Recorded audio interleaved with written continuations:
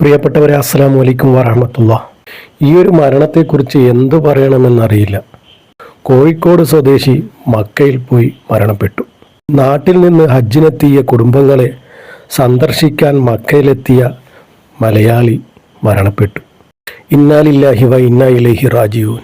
ഹായിലിൽ ബക്കാല നടത്തുന്ന കോഴിക്കോട് ഓമശ്ശേരി സ്വദേശി അഷ്റഫാണ് മരണപ്പെട്ടത്.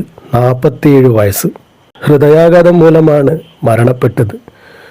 ഒരുപാട് പേരായി ഇതുപോലെ ഹൃദയാഘാതം മൂലം മരണപ്പെടുന്നത്. നാട്ടിൽ നിന്നും ഹജ്ജിനെത്തിയ കുടുംബങ്ങളെ കാണാൻ ഹായിലിൽ നിന്നും സകുടുംബം കഴിഞ്ഞ ദിവസം മക്കയിലെത്തിയിരുന്നു. അവിടെ വെച്ച് ശാരീരിക അസ്വസ്ഥത ഉണ്ടാവുകയും മരണം സംഭവിക്കുകയുമായിരുന്നു.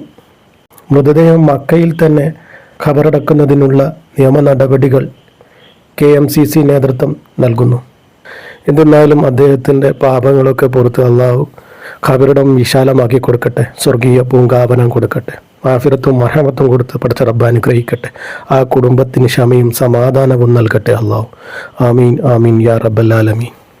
അദ്ദേഹത്തിന് പടച്ചോൻ കൊടുത്ത ആ ഒരു നിയോഗമായിരിക്കും മക്കയിൽ മരണപ്പെടുക എന്ന്, അവിടെ തന്നെ ഖബറടക്കുക എന്ന്.